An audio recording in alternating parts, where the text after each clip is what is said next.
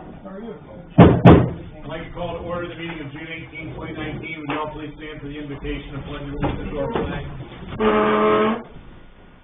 Lord, we pray that you will give our council members the faith and courage to carry on their duties, also to do right and to deal fairly with others, and to place their trust in you. In your name we pray. Amen. I pledge allegiance to the flag of the United States of America and to the republic for which it stands, one nation under God, indivisible, with liberty and justice for all.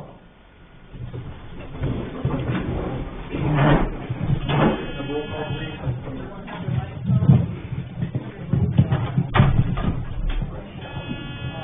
Here. Here. Here.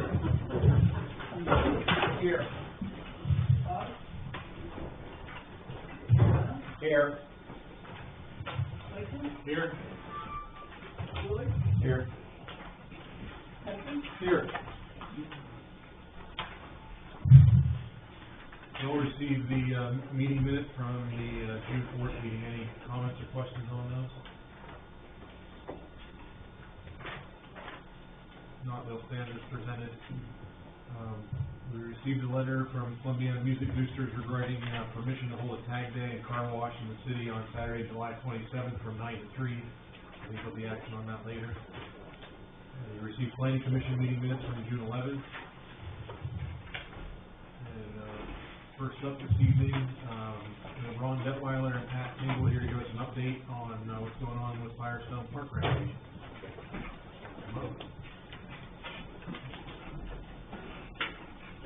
Good evening, everyone. It's indeed a pleasure for Pat and I to be here this evening and give you the final update on the Mirror Lake RV project in Firestone Park. It truly is a pleasure to give you some of this information this evening.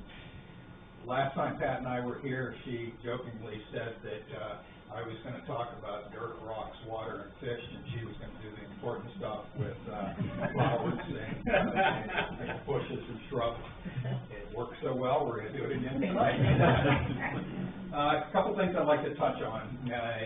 First of all, the lake has been restocked with fish, and we did that about a week ago. And we worked with the Columbiana County Soil and Water Conservation Group and also 5S Fish Farm in Lintonia. We were able to stock the lake with an assortment of bass and bluegills and perch and crappies and that. One of the side comments through that procedure was it's a good time to be doing that in a lake because most of the fish they put in there were so fat and filled with eggs and pregnant, if you will, that we're going to have thousands of little fish swimming around in the very near future. So that went very well. And another point to understand is when we drained the lake last year, we did not lose one fish. We relocated, thank you to the city and the park staff, which they loved it, to get in there and loved it. But we did relocate all of those fish to the back two lakes on the walking trail. So that aspect went very, very well. Trees, I talked to John Hipley this week to get the final numbers on the trees for the project. As you know, there was some concern last year when we cut down and removed 13 of the older pines that are in the park. We've had a problem with the park over the last several years because these elegant stately pines are older and we're losing them. The last big storm that went through in the wintertime, we lost 3 of them. So we did thin those out, but of those 13 trees, they replaced them with 79 new trees planted around here. Like 9 of them were actual pines to replace the ones removed. 3 different varieties of flowering crabs, assortment of oaks, maples, black gum trees, and all trees indigenous to this northeast Ohio area. And planting went very, very well. A couple side issues. There's been some confusion on a couple of the parts of this project over the last month. The two fountains, I'd like to comment on the two fountains in the park. The one that's in the center of the lake, and I don't know if you remember this, but the first Joy of Christmas program. Each year after that Joy of Christmas, the tourism board comes to us and makes a donation to the park for upkeep and things to be done around the park. They gave the money for that fountain in the center of the lake at that time, and that was installed. The second fountain in the lake is the one that's by Pavilion 4. The park, we thank the city for helping us budget-wise, but the park actually did some renovation around Pavilion 4, the sidewalk around the entire Pavilion 4 area, and also in front, and the fountain were completed by the park staff in the city. We made the decision, and all were by donations, by the way. A huge thank you to Jeff Stoy and his crew for doing all the cement work, Dickies for giving us a very good donation on the cost of concrete. All very, very helpful for finishing off that. We felt it's the least we could do with R&B for how much they put into the lake, that the city could come forward and upgrade Pavilion 4. That worked out very, very well. Main thrust tonight for me is to thank the people involved with this project. You've heard me spout off before and say how much we can accomplish when we all work together with groups. And I'm going to go through a list and thank yous to the people that have been involved in this. Obviously, this is an R&B project, and what they've done has been phenomenal. But we've had a lot of hard work around their help along the way. Tourism Board for their donations, Chamber of Commerce for their understanding with what we did with changing things on 4th of July. Something I didn't mention on the fish, we've been requested not to have any fishing derbies or do any fishing in the lake until 2020. So obviously the Chamber's fishing derby and other projects are sort of put on hold till then. I did drive through there on Sunday, and there were 3 groups of kids fishing in different areas of the lake. But the understanding with the Chamber, also Tourism Board, and what they've done, construction during the light show. Graft Electric has been a tremendous help, and they have been for years donating things to the park, and they were very helpful with putting in the new electric to the lake for R&B. Hipley Landscaping, what can I say? I mean, you've all been down there. His talent is unbelievable, and I feel he's really left us a landmark as far as Firestone Park goes. Again, I'd be remiss if I didn't mention the staff here. The Firestone Park staff, Terry Schaefer and his assistant manager, and Frank Knoll. I mean, tremendous job, doing whatever we ask them to do.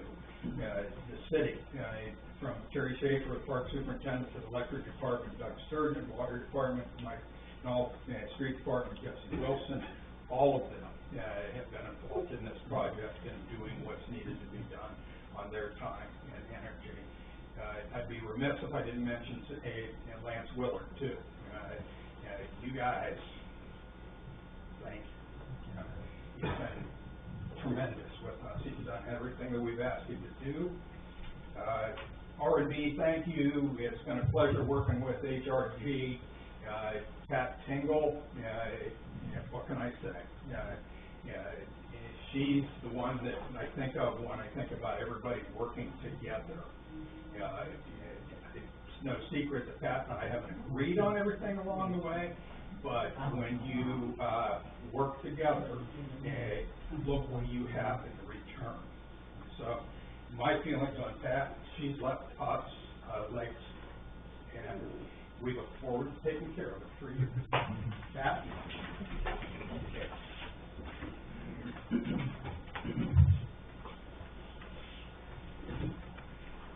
Good evening. I'm going to repeat a few things that Ron said, just because we didn't coordinate perfectly. I do want to thank Lance and the city especially for the electrical. I mean, I don't think we knew what we were getting into when we started all those waterfalls, you know? So, if the city hadn't pitched in, that wouldn't have happened the way it's happening. However, I have not seen it turned on yet. Have you? Haven't been elected there yet. Okay, I just mentioned that because I call down there every day and I said, the day it's on, I want to see it, and I want to be there when you turn it on. And it keeps putting me off and putting me on. Somebody that you didn't thank, Ron, and I will, is Keith Kaiser. Okay. Keith has been doing the flowers in the park for 3 years now. And he's a busy man. He's the head of the Botanic Garden in Pittsburgh. He's obviously a very talented horticulturist. He's kind of been my inspiration from the beginning. When he was first fired from his job up in Riverside at the garden, I think I told you this story before, I immediately got on the phone and called him and said, I have a job for you, you know. So I sponsored him the first couple of years to do the flowers in the park. And he's done a beautiful job. This is his last year. Okay, we're going to switch over to something else now. But above and beyond the quality of his work, he had such reverence for the park. His child had grown up in the park. He said it has great bones. It just needs fixed up. It has great bones. And that always kept me thinking, keep it as much the way as it is as you can. Because we had a wonderful architect 80 years ago. Why would you change much of it when it was just so well developed, you know? So even though HRG had lots of wonderful ideas and they would maybe would have been great, the longer we were into it, the more I thought, no, leave it the way it is. Just make it prettier, make it safer, make it more open to the public and so forth. So I must say, seeing how many people are driving and walking around is really gratifying. I go out probably twice a day, okay, to see what's going on. All my R&D people go out also. But I had so many people just walking around commenting. It's amazing how something like that could change the feeling in a town. So many people have said, you know, it's just wonderful. You know, it's basically trees and paths and whatever. So, but it's been a joy to do it. The next project coming up, and this is what R&B is working on now, are the sports courts. We're still raising money for the sports courts, and that's quite important. This summer, in July, we start a workshop with Terra Design Studios in Pittsburgh, and that's my memorial for my husband. This was a memorial for my son that we just finished. And the memorial for my husband will be the re-landscaping of the whole park, as much of it as we can do with the money we have. And I should say, I've got wonderful people on the committee. Jay Groner, who's been around for years and knows the park so well. And one of my hopes is that we can use what we know about how it used to look and bring it back to where it was, you know. Now that's not easy to do because a lot of the plantings have disappeared, you know, over the years. So the second thing that's important to me is that we never lose our gratitude to the Parkstone, to Harvey Parkstone. How lucky were we as a small town in Ohio to get one of the leading industrialists of the century, the past century, to grow up in our town and give us a park. I mean, you can't have better luck than that. So one of the things we're doing is we work on the restoration of the landscaping. We're putting in as many reminders of Harvey as we can. The 3 pillars that you see at the end of the lake. That's for Harvey, Henry Ford, and Thomas Edison, because they were great friends, just great friends. And they were here. They were here. They met here, they visited here, so they have a part in our history. And I guess the last thing I'd like to say, the dedication is on Saturday at 1 o'clock. It won't be very long. Unfortunately, I haven't opened it to the public because I don't know where I put them, you know. So, but everybody's certainly welcome to come and walk around the park. We are making history. We are making history. Tucker Cook said that to me one day. He said, you know, not in 100 years will this happen again, you know, so it's been a joy. Thank you.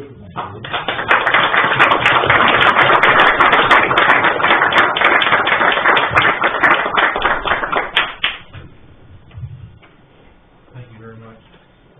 Next up, we have Jacob Sevick from the American Legion to discuss the 2019 Columbiana Street Fair and Parade.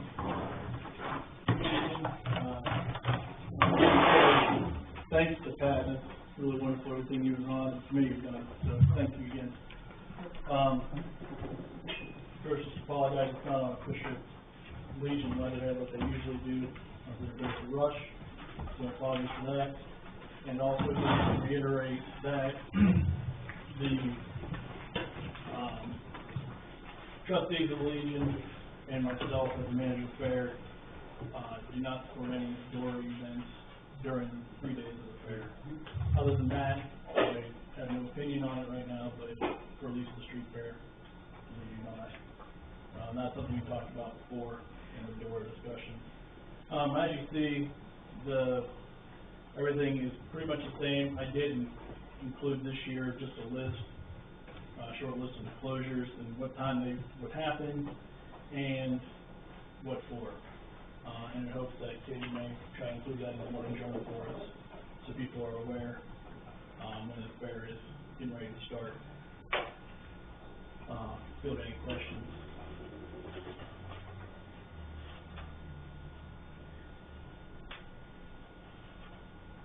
You're in there, Jay. It's done, so just make sure any loose ends we have before we. I'd like to make a motion to approve the Legion's request with one addition, and that's like for us to also waive the fee for food trucks for the fair, and everything else that he's asked for, I think that would approve. There's also a waiver in there for the sign. Yeah, there's a waiver. Okay, you covered that. Is there a fee on the sign? Or is it just? There's a waiver of the $25 for the fair. Yeah, Yeah. that's in the. Yeah, that's in there. Okay, that's. But then that's additional.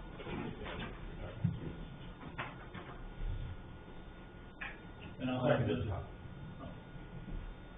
have to sign for Doug and his guys when it comes. When it's that time. Any other comments? A roll call? Tucker? Yes. Howard? Yes. McBain? Yes. Gleason? Yes. Noel? Yes. Thank you.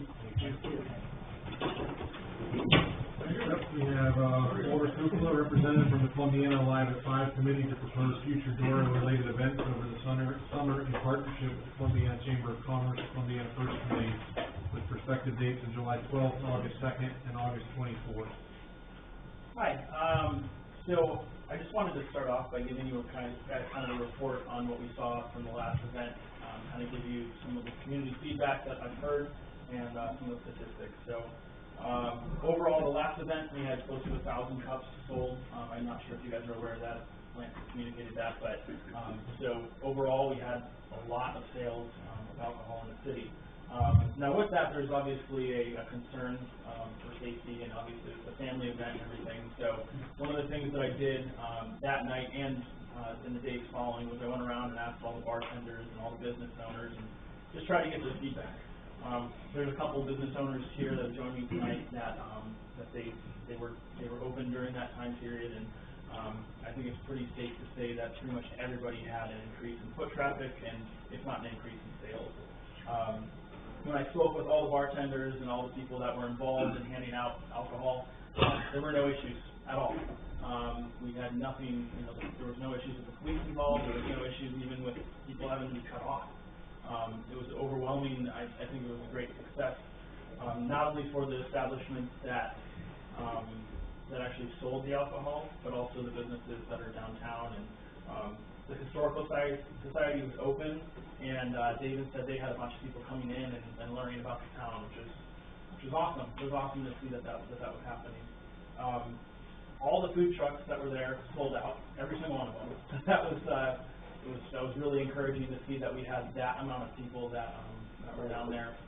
I know personally, I saw neighbors that I've never even met before that I was introduced to because they had all come out to be a part of this big event. In terms of these future events, the first two, so July 12th and August 2nd, would be in partnership with the block parties that the chamber has already prepared and has already organized. So it would just be kind of an add-on to that, where the Live at 5 committee would be helping them organize the DORA side of things. The 24th is, we're looking at planning, I guess I should say we're not looking at it, we're planning a chalk festival. It's going to be called Chalk on Main. And so it'll be the Saturday and Sunday, the 24th and 25th of August. The only day that we're proposing a DORA event would be the 24th. On that Sunday, there would be no DORA or anything. For the 12th and the 2nd, the proposed times would be from 5 until 9. Now that's different than the first one, and after speaking with everybody and trying to get a good understanding of what were some of these issues that we ran into, one of them was trying to clear the streets. So the solution that we have for that is that the DORA would actually run until 9, and still be able to have cups out there, but all of the establishments would stop selling at 8. So that would not only solve the issue of, April and some of the other volunteers having to tell everybody to throw their cups away after they just got another drink, but also it would allow us to kind of squeeze everybody in, and we'll slowly shut the streets, or open the streets back up, rather than having to do it all at once and try to get traffic moving again. So that's a big point, I think, in terms of, it's still getting cut off at 8, the alcohol sales will be, but I'm proposing that the actual DORA, so being allowed to still have those cups, goes till 9. That way we don't have anybody else, it'll just be easier in terms of crowd control. The last event, estimates were like somewhere between 1,500 and 3,000 people, which is enormous in comparison to what we've experienced in the past. I think in the fall, the last block party we had, we still didn't even see those numbers, and that was a really, really successful event as well. So I think that's about it. Oh, in terms of the 24th, the hours would be 3 p.m. to 8 p.m. And so that's just because of the way that event would be structured, and when they're actually drawing and everything, that would be how it would work. Some other feedback we had too was possibly extending the length where we shut down the street to go all the way down to like Pause on Main and TNT. Basically extending it all the way to the end of that DORA, because some of those businesses that were at the end of that, people didn't even realize until towards the end of the DORA event that they were even participating, because the signs weren't super visible. We'll also be adding balloons to the signs this time as well, so that they're a little bit more visible, and the cups will again have all the balloons on it. Do you guys have any questions? Is there a reason you're not wanting to do it on the second day of the Chalk Festival when most of the chalk would be down? So there's a couple different things. So some of those businesses that sell alcohol don't do so on that Sunday. Okay. And that's really the main thing with it. That was kind of we just wanted to do it for the one day. I guess my question is, you're asking for 3 dates already, and if memory serves me correctly, and sometimes it doesn't, but you're supposed to approach council on each individual date for permission for the DORA, and that's my question to you, why we're going into multiples right now rather than approaching each one with the same. So the reason I did it like this is so that I wouldn't, be on this agenda every single time and really, I guess, not wasting your time, but bogging down minutes. So basically, these were the events that we looked at and said, this is what the rest of the summer looks like, and this is what we propose. That's kind of the train of thought that we had with it. Is that part of the ordinance with it, that we need to present every single one? Or I believe that it is. Well, I don't mind propane free, but council will hold the responsibility and the right to review after each event. And if there's any problems, we'll have a special council meeting and we can shut the thing down. I won't support us not having control over 3 events. After each event, we'll look at it, we'll talk to the chief and find out if everything went okay, and then the next event can go on. If it doesn't, then we'll look at it and make sure it's done. In all honesty, like I said, I mean, if that's the way that we need to do it, then 100% that's the way I'll do it, and I'll come before each event. This is just to try to get it all out there and show you kind of what we've got in the works and what we're trying to And I appreciate your planning, but, you know, we're held to, what is done up here. of course. We could certainly approve each individual event tonight without being in violation of what was in. So we could take them individually. And with the condition of the latter two, say, that they're approved subject to review as what Skip described. I'd like to see rather we're just approving a date.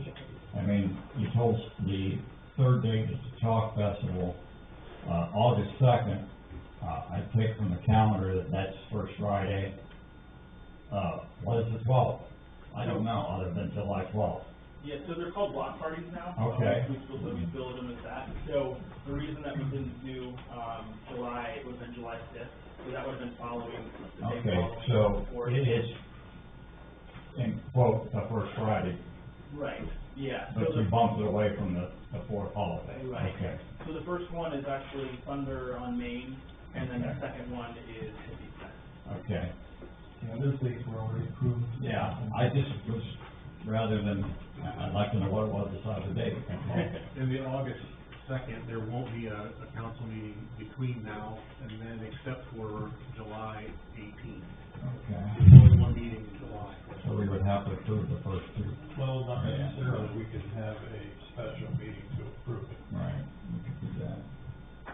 or disapprove. Yeah, my comment is, it's just, these things take planning, and especially when we only have one meeting in July, like the Chalk Fest, for example,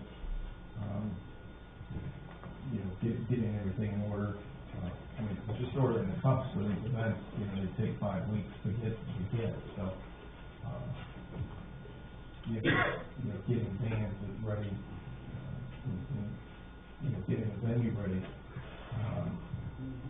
I would encourage you to, have at least, if you can do an order tonight, separate events, that's fine, but, the August 24th event is that's gonna be the down of the summer, I think. It's gonna be a big one. I think the other thing too is, when we look at the last event, we had just a couple weeks to put it together, and, so we didn't have, a lot of time to really market it as what it could be, and we really didn't have a lot of time to tag on some additional things. So by having this kind of planned out a little bit further in advance, we'll have more ample time to really get this thing going, really advertise, and, the goal of this is to bring people in to Columbiana, as well as get people out of their houses and come to see what's downtown. And I think we did that really, really well with the first one, and for the amount of time we threw it together, I was just amazed by it. And I really think that if we have adequate time to really market it and be able to build out a full marketing strategy to it, it'll allow for even a greater result.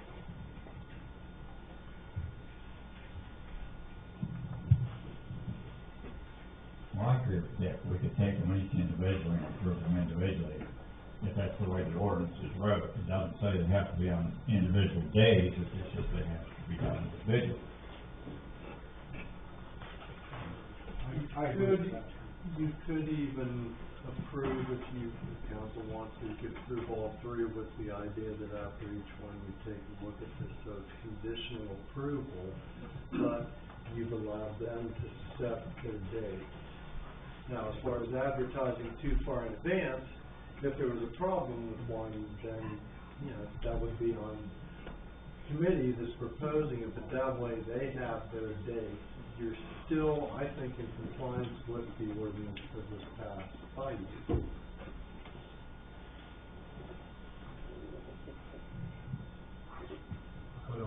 think you're missing the boat by not having the 25th. I think of the 2 days, that's gonna be the bigger day. If you've got artists that are finishing what they're drawing, people there on Saturday are gonna come back on Sunday. I think it's pretty logical that at the beginning of the event, I mean, I've seen the beginning of it, you can't really tell what they're doing. By the end of it, it's like, wow, normally that's when the streets will be filled those days, but I mean, if they're there anyway, there's no reason for it to not happen. I think another thing for us too is, just, so the chalk artists in that event specifically, they'll actually have already been working, I think, since early that morning. So, there'll already be stuff to see, especially with that Saturday event. We'll have a lot of other stuff going on too, in addition to just, having the professionals that are here. So, it'll be a strong attraction for a lot of different groups of people on that Saturday specifically. I don't envision Sunday being quite as strong, but, Do the individual, participants selling the alcohol have a Sunday license? I wouldn't be able to tell if they couldn't. Well, you bring it up because you want to know. issues, yeah, some of them don't. right. Do you know which ones don't?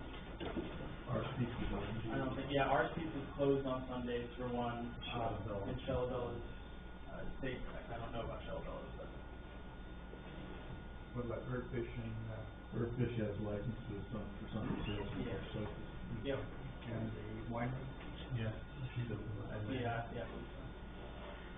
I think the big thing for when we were looking at these events and the goals is that we didn't want, because it can be done just with one, like if Birdfish wanted to do it themselves, they could potentially do it by themselves, right? So when we were talking about doing this, especially this first year, we want to make sure that everybody can be involved because it's not just about trying to benefit just one organization or one business. So that was important to us. I agree with you there.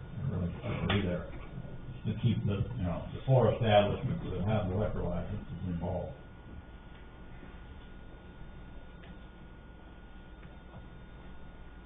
Is it that Mars Pizza and Chillavilla don't have a Sunday license, or they're just not open? They don't have a Sunday license. Our pizza doesn't have a Sunday license.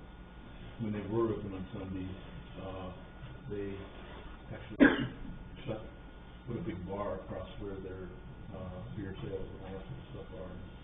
And we usually get pizza from there.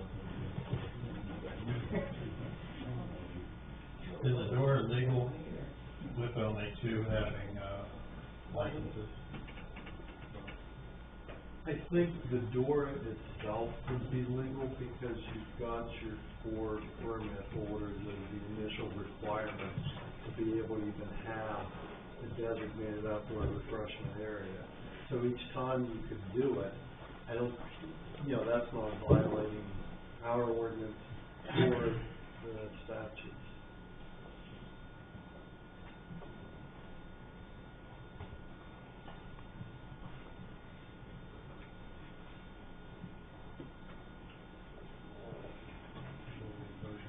Yeah, we want to time or they don't do it. Well, let's do them one at a time. I'll make a motion that we approve the, July 12th date for the door. Second that. Any comments? No roll call? Sauer, Yes. McBain, Yes. Liston, Yes. Miller, Yes. Becker, Abstain? I'll make a motion to approve the August 2nd date, with the door, with the review of the door process after the, July 12th. I'll second that. So what do you think of that process is? I think we get a report just like this at the meeting, before the August meeting, and, if we find out from the police chief and others that there's been problems and issues that we don't think are appropriate, then we can say, we can revoke the approval. Okay. I was trying to wonder about the dates. I don't have any problems with the process. do we have meetings? We only have one meeting in July. I think it would work, yeah. It would work in August as well. You have a meeting on the 20th in August. Okay, good. Okay. And that would be with a negative report. You know, if we hear a negative from the police chief or whomever, Yeah, we would have to make a motion to revoke the approval. so we would have a meeting only on, in the case of, Well, you wouldn't even have to, because we're gonna have a regular council Okay. meeting that day. okay, We could look at it at that point. All right. We've got the chief, were there any issues or anything like that, he says no, and then we're okay, if he says yes, and we need to understand what those issues are. okay. Decide whether or not we can handle them or if they need to be revoked. And chief, we didn't ask you directly, but there was no issues with the person? That's correct. We had no complaints, no calls, nothing, no disturbance, nothing. Everything was quiet and orderly. After the door, there were a couple of people that expressed different concerns, but nothing during the door itself. Thank you.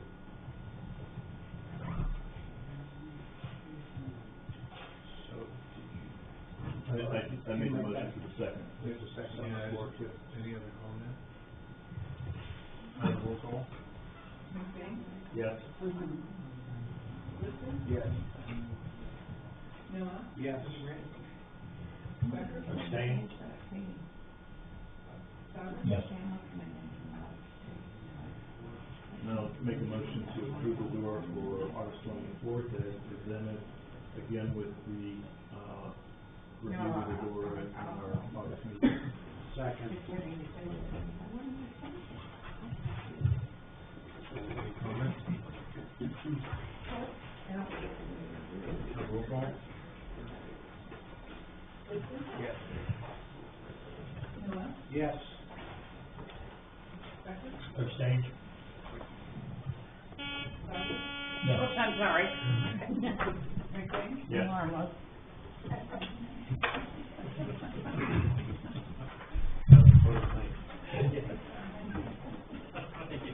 Thank you, Wally. Move into the manager's report.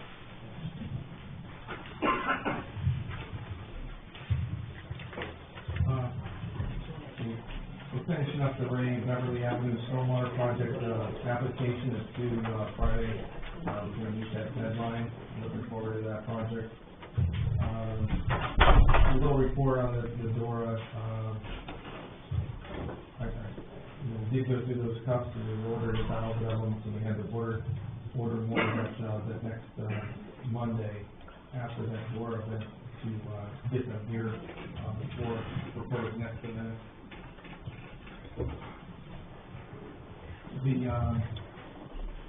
One of the things that we did get at that door event, we had, several bands that set up and had an opportunity, at the Eaton, Garden of Eaton, there was a band set up there, and then there were some at the, in the establishment. And then we had a pop-up band, pop-up concert that just happened down at the Down Low.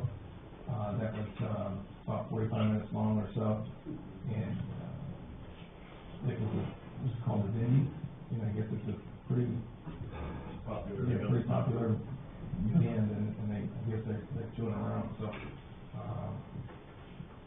we did get a noise complaint about that, and, I did talk to, Birdfish since then, and, they don't foresee any more concerts happening like that at that event, but, I think at the next couple that we have, they're gonna be mainly on Main Street. I know at the Chalk Fest, we're gonna set up at, in the Schmitz parking lot there, out in front of PMC, so there'll be one there. And then there might be one up, a little bit further up at the Garden of Eden, between maybe 3 and 5, but the main band will be there from 5 to 8 down in that parking lot. Moving on to the negotiating committee, for the, CRA, looked at that last project, from CM6 it is. That's a $1.2 million project creating 4 jobs. I'm going to the school board, on June 25th, and I was gonna ask you if that night. That would be next Tuesday, to consider legislation, for that. The company is the one that's coming from North Carolina to build, and, you know, we're trying to meet some deadlines, and we're hoping that, we could schedule that.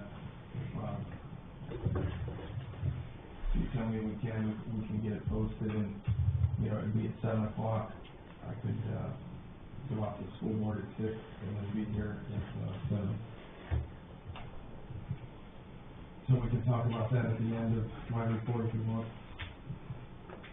Your lake project is, Pat said it's, and Ron said it's almost done. We should be getting that electric out there, probably tomorrow or the next day. The XM radio, the wire is installed, and we hope to have that all wired up and piped in to downtown very soon. The electric loop on 714, the poles are up and they're stringing the wire. If you've been on 14 or Route 7, you noticed that we started the $1.7 million paving project. It's going to cost the city about $365,000. The balance from the ODOT fund. We did mill portions of 7 that are going to be paved, and then the eastern part of 14 from 7 through the city line, and then now we're working back towards this way, and we're going to continue working like that. And if the weather permits, we may go back and pave that again. The work will be done at night, but the milling and the paving to cut down on traffic problems during the week when we're there. And we'll go into let's see, the milling. We did get 3,000 tons of milling with this project that we'll use later, and that's pretty much complete. So that's all done. As Ron said, that your lake was freshly stocked. Street department filled potholes, still short-handed this week. We did help stack the grinding as they were being delivered. The water and wastewater department attended the RTAP field day. RTAP is the group that we work with a lot. They actually went out to Charleston farms, and they set up some various things, water and wastewater demonstrations out either near in the parking lot or in the lines, stormwater lines, wastewater lines, and there were over 120 operators there that were getting a continuing education, and it was nice to showcase the city there. The water department did complete the water service to Mirror Lake. That is to water the flowers. And we did that from Pavilion 1 over. Wastewater department marked the big locates. Several storm lines and sewers overran, and then they attended the RCAP meeting. Park and cemetery, they installed that fence behind the park, put dirt bins in for topsoil. They helped with the fish delivery. The tires that were in the middle when we drained it down, we've cut those up and sent those out to recycle since the last meeting. Worked on several monuments over in the cemetery, and lifeguards are being taught last week, and public lessons are starting this week. The boring for the conduits for Mirror Lake were done since last meeting. We did hire a new lineman, private lineman. That fiber that we've been talking about running, we had a pre-construction meeting on that. And also, we're working with Chief Gladys to get a repeater out there. It's a new electric site. So now his staff out at 714, if they're directing traffic or something, their portable radios will work, and they'll pick up off that repeater and then get back to here. banner was hung for, the Parish Festival coming up. We had a, area-wide, safety day that we, had. We invited other communities. We had 21, in attendance from area communities, and that was, distracted driving. And, you know, I mentioned locate, so when somebody's gonna dig, whether they put a mailbox in, or, they're gonna put a sidewalk in, or anything, they have to call the Highway Utilities Protection number. And we have 107 locates since the last meeting, so, I mean, there's a lot of construction going on. So, Chief, reported, you've heard that Sudi did pretty well in the, Ohio Police Olympics competition. When I planned this out, tried to get it on 8.5 or 11, but it didn't work out, so. That dog didn't deserve it. He did really clean up, in some medals. If you haven't seen, tactical skills, came in second place, silver medal, residential building search, first place, gold medal. Suspect was hiding in a bedroom on the second floor of the house and was located and apprehended by Sudi within 8 seconds. That is amazing. Vehicle narcotics, he received a gold medal. K9 Sudi, located 4 hidden packages of narcotics within a row of 20 vehicles in just under 2 minutes. Large, area building narcotics, gold medal. Sudi located 3 hidden packages of narcotics in a large industrial area in just over 1 minute. So congratulations to our team, and Brian, Officer Grancy, and Officer Sudi.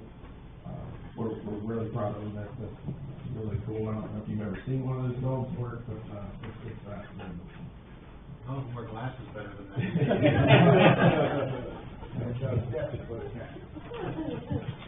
Okay, so that's it, other than, I'd like you to entertain the idea of having a special meeting, if you're able to. Next Tuesday at 7? Yeah. I'll move that we have a special meeting next Tuesday at 7 for, consideration of legislation related to the, CRA for CMG. June 25th, I'm sorry, yes. I'll second that.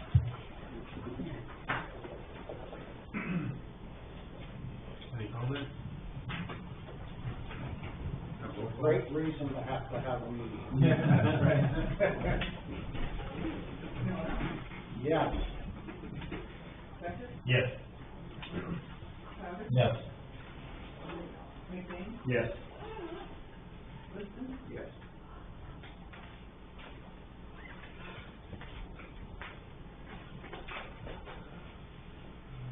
Anything else? Just that the big results for the gas and diesel, are in, and the lines, are in there on the agenda today. Okay. You all received the, bill list for any comments or questions on it? Not to move into full business, new length of the ordinances, and I have a motion to read them by title only, as well as, reading B, C, and D under new business as an emergency. Second. Roll call? Becker? Yes. Souter? Yes. McBain? Yes. Liston? Yes. Miller? Yes. Ordinance number 19-0-3005, second reading. An ordinance setting a salary and establishing a position and other conditions of employment for the Director of Finance of the City of Columbiana. So moved. Second. Any comments? A roll call? Souter? Yes. McBain? Yes. Liston? Yes. Miller? Yes. Becker? Yes. Ordinance number 19-0-3006, second reading. An ordinance setting a salary and establishing a position and other conditions of employment for the Chief of Police of the City of Columbiana. Second. Any comments? call. McBain? Yes. Liston? Yes. Noel? Yes. Becker? Yes. Souter? Yes. Ordinance number 19-0-3007, second reading. An ordinance setting a salary and establishing a position and other conditions of employment for the superintendent of light and power of the city of Columbiana. So, second. Any comment? Roll call. Liston? Yes. Noel? Yes. Becker? Yes. Souter? Yes. McBain? Yes. Ordinance number 19-0-3008, second reading. An ordinance setting a salary and establishing a position and other conditions of employment for the wastewater superintendent of the city of Columbiana. So moved. Second. Any comments? Roll call. Noel? Yes. Becker? Yes. Souter? Yes. McBain? Yes. Liston? Yes. Ordinance number 19-0-3009, second reading. An ordinance setting a salary and establishing a position and other conditions of employment for the street superintendent for the city of Columbiana. So moved. Second. Any comments? Have roll call? Becker? Yes. Souter? Yes. McBain? Yes. Liston? Yes. Noel? Yes. Ordinance number 19-0-3010, second reading. An ordinance setting a salary and establishing a position and other conditions of employment for the park and cemetery superintendent of the city of Columbiana. So moved. Second. Any comments? Roll call? Souter? Yes. McBain? Yes. Liston? Yes. Noel? Yes. Becker? Yes. Ordinance number 19-0-3011, second reading. An ordinance setting a salary and establishing a position and other conditions of employment for the public safety vehicle service supervisor of the city of Columbiana. So moved. Second. Any comments? Roll call? McBain? Yes. Liston? Yes. Noel? Yes. Becker? Yes. Souter? Yes. Ordinance number 19-0-3012, second reading. An ordinance setting a salary and establishing a position and other conditions of employment for the water superintendent of the city of Columbiana. So moved. Second. Any comments? Roll call? Liston? Yes. Noel? Yes. Becker? Yes. Souter? Yes. McBain? Yes. We need a motion to approve the request from the Columbiana Music Boosters to hold a tag day and car wash in the city on Saturday, July 27th, 2019, from 9 a.m. to 3 p.m. Can I have that motion? So moved. Second. Any comments? There was a request in that motion, or in that letter, that they have access to water. Yeah, we've already called on today. What are they gonna hold their car wash? I believe this one is at, Okay. The roll call? Noel? Yes. Becker? Yes. Souter? Yes. McBain? Yes. Liston? Yes. Resolution number 19-R-541, emergency. An emergency resolution requesting the county auditor to certify certain tax valuation information in anticipation of levying a tax in excess of the 10 mil limitation. So moved. Second. Just for clarification for the community, this is just to get the, millage certified to renew the fire levy. Because there's only one council meeting before we can vote, needs to be two votes. I'm a little confused because it says, potentially in excess of 10 mils, and then on the back you're asking for them to tell you the amount of revenue generated by 2 mils. That's what the levy is for, 2 mils. Okay, so it's not a 10, it's not. Yeah, no, it's not under the 10 mil limitation. If it's under the 10 mil limitation, you don't have to vote on it. But if it's over, you do, and this is over the 10 mil limitation, which is, it's for 2 mils. Okay. All right. And this is the first step, because once the county auditor certifies it, it comes back to us, we'll be doing another, resolution to put it on the ballot. Right, yeah, and obviously, the fact that we don't have 2 meetings. Right. Because the deadline to put it on the ballot is August 7th at 4 p.m. Okay. So, yeah, it needs to be done. It's now a two-step process, it used to be one. Yeah, I know it is, yeah. And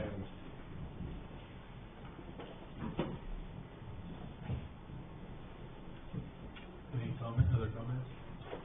A roll call? Becker? Yes. Souter? Yes.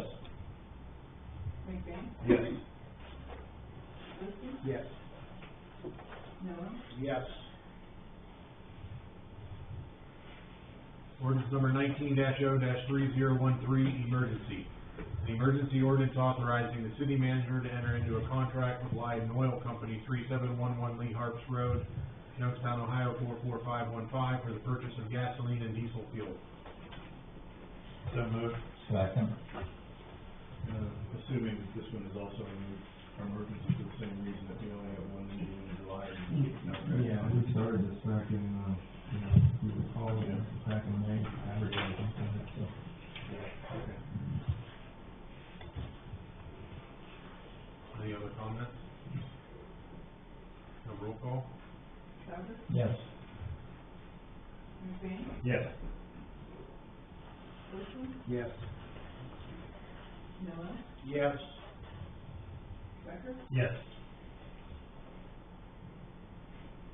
Ordinance number 19-0-3014, emergency. The emergency ordinance authorizing the city manager to enter into a contract with Mid-Ohio Valley Lime Incorporated, P.O. Box 734-16360, State Route 7, Marietta, Ohio, 45750, for the purchase of lime for the water plant. So moved. Second. Any comments? Roll call? McBain? Yes. Liston? Yes. Miller? Yes. Becker? Yes. Souter? Yes. Anyone from the public wishing to address council this evening? Come on up, just state your name and address for the record.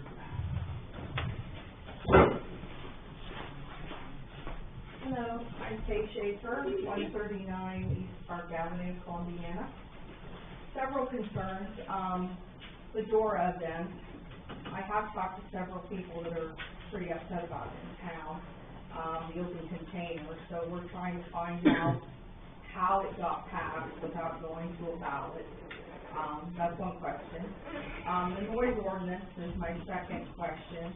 I live right across from the Birdfish.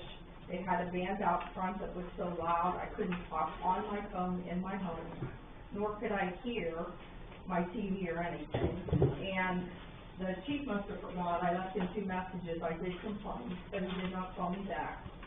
I did read the noise ordinance. It seems to me they're violating the noise ordinance on that. That's my second question. And I guess the community that I have been talking to is concerned why we want people walking around with open containers. And I can tell you across from my house, they were walking on this side of the street, which I don't think was allowed, and you could clearly smell pot. So it's something to think about in the future. Is this what we want to project as a community? Well, I mean, I don't think you have to have alcohol to have a good time to promote businesses, that's my opinion. But I've been talking to a lot of people in town about it, and they're saying the same thing, so we were wondering how it got approved without going to ballot. There was no requirement to put it on the ballot. Okay, so to get it repealed, you would have to do a petition? Yeah, you'd have to follow a process to get it on, Okay, through council, and then council votes to put it on the ballot, they could.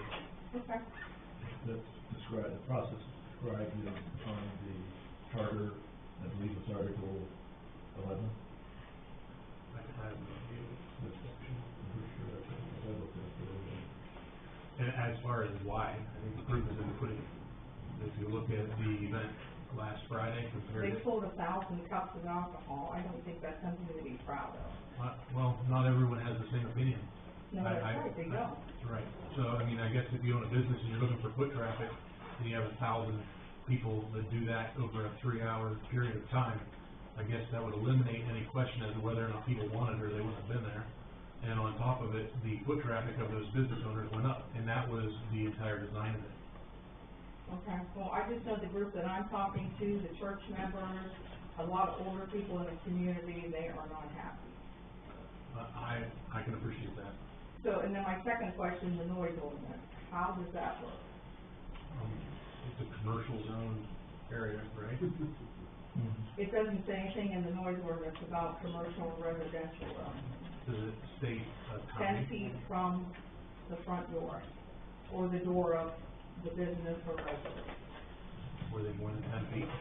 I would also like to point out a clarification on that. If you look at the code, that speaks to, and we did speak very during via Facebook, so we did communicate after the phone call. That refers to mechanical musical device, which is commonly called a jukebox. It doesn't address live bands, and it doesn't address city festivals or things like that. I think that the city manager may have spoken to that briefly a minute ago, in talking to Birdfish, when we're not gonna do this as a regular thing. It was a pop-up thing. I hope that helps and solves some of your problems. We're not gonna do it on a regular basis. Like I say, the day-to-day, we don't have a problem with it. It's just, that was unbelievable. Yeah, I think that most of it was over by 8 o'clock, and that was one of those nights where it was a city festival, and the other section, there is no real noise ordinance in the city. The other section would be the disorderly conduct ordinance, which basically talks about inconvenience, annoyance, or alarm, and noise that is unreasonable.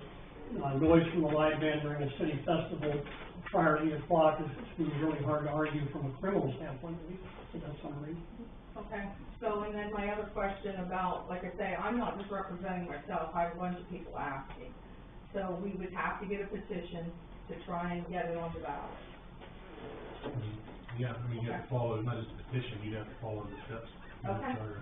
Okay, thank you. And it is, if you're on the south side of East Park Avenue, that sidewalk is in, it is in the. Both sides? Yes, the sidewalks on both sides. So they can drink on both sides. Yeah, they can walk up those sidewalks, up to, the alley, near that behind the, Birdfish on it. I would probably also say that the charter, the door is not in effect on a daily basis.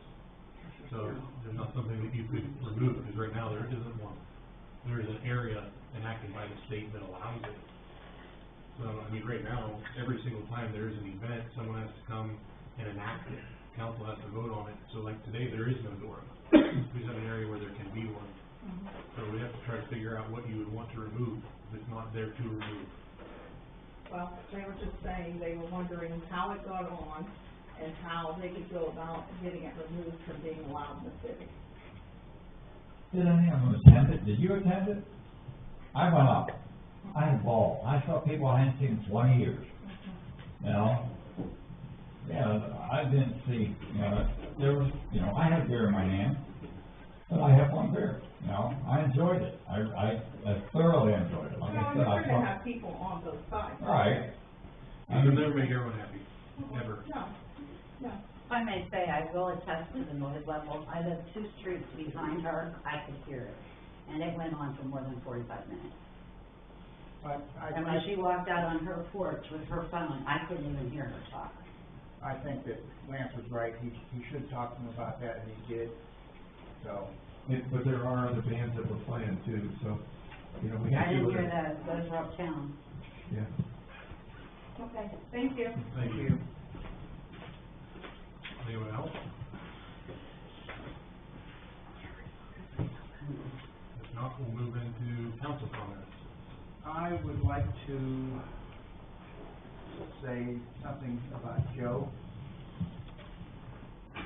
Joe DeMay comes to every council meeting, but I noticed that, Joe had a hole in one. Fine squirrel.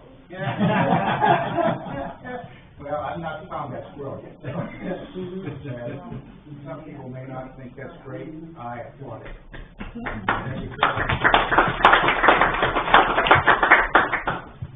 Well, if we're talking about people who come in attendance to council meetings, right back there is Mr. Ed Aliski, and he's right along with him.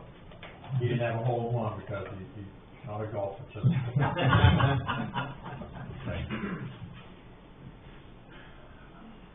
I would just like to say with some of our superintendents here tonight that this is a good time to say that what I think all of us up here feel, that we have a tremendous staff. The reason we can get so much done in the city is because of the cooperation of department heads and everybody, you know, doing what they need to do to get things done. To have things done like what's happened at Mirror Lake or the Joy of Christmas or any of the many activities that go on in town, this just doesn't happen magically. It happens because Lance and his leadership team have provided tremendous service to this community, and I, for one, I'm really glad a lot of you are here tonight to hear that. I'm sure the rest of the folks up here would agree with me that we are very, very pleased in what you're doing. I would like to build on that for just 1 second. Some people say, well, yeah, that they work for land, they'll work for land, so they have to do that. That's not true. There's a separation there between these departments. That if water decides they're not going to help the electric, that's the way it works. These guys, it is just unbelievable the cooperation we get. You talk to any other cities, they don't have that. You know, when we had all the power outages in November, we were down and back up in no time. Other cities weren't. In fact, we hosted a lot of people here in town because we had power, they didn't. So, it is a great group of people. Yeah, they are great to work with. I mean, you know, just the Mirror Lake project, for example, you know, Ron mentioned everything that, you know, needed to happen. You know, just, you know, even removing all that concrete there, you know, we had drivers from different departments removing 27 cubic yards of concrete out of there. You know, above and beyond the electric and the water, and, you know, just makes you proud to work here. They're buying the donuts next week. Thank you.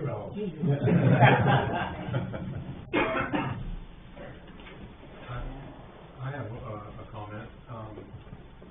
The letters went out, I received one for the switch over, the transition to Rita. And I just wanted to say how excited I am from this side of things, making this switch. Sharon did a fantastic job. But we had this past year, what was it, around 9,000 tax returns? Yeah, I would say 9 to 12 if you count the, you know, all of. So that's somewhere between one tax return every 10 minutes, all year long. So to suggest, I've seen some people suggest that one person in the city should hold that job. It's not a one-person job. It's not a two-person job. The city has outgrown that, and no one enjoys taxes. No one. I don't. I know I can't stand the thought of having to pay them, except we have to because we need the services that they provide. And if we're going to pay them, we may as well have an organization that's going to ensure that everyone is paying them. I mean, the people should have absolutely no cause for concern about who's collecting your taxes unless you don't wanna pay them. If someone doesn't wanna pay their taxes, I'd be petrified of what we're doing, because we are switching over, and having much tighter type of enforcement and mechanisms to make sure that people aren't skirting the system. I mean, I've sat up here for the last several years on the mayor's court side of things, and seen the backlog in cases of tax scofflaws in the city, and it's very hard to manage with one person. I think that while the city will still retain complete control of being able to handle that, and on a case-by-case basis, having an entire organization that can help oversee that should make every taxpayer happy that pays their taxes.